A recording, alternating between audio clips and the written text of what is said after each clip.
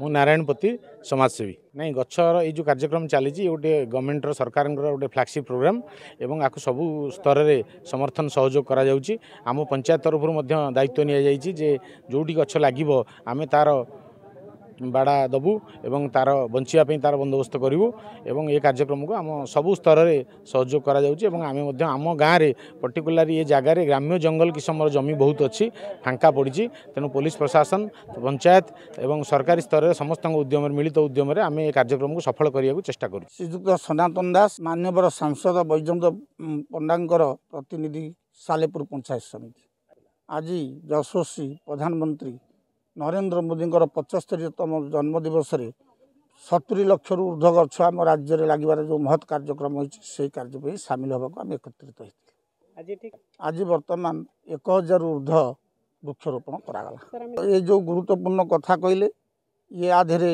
कौन मतभेद हबार नहीं किंतु खाली गछ लगेदेले हेनी यार रक्षणाबक्षण कर वृक्षटा वृक्ष भाया करवा महत् उद्देश्य एवं जदि ये वृक्षरोपण कार्यक्रम सुचारू रूपे चलो तेज वृक्ष रक्षा ही प्रथम कर्तव्य। नुआ नुआ खबर जानिबा पई आमो LNTV को लाइक शेयर और सब्सक्राइब करंतु।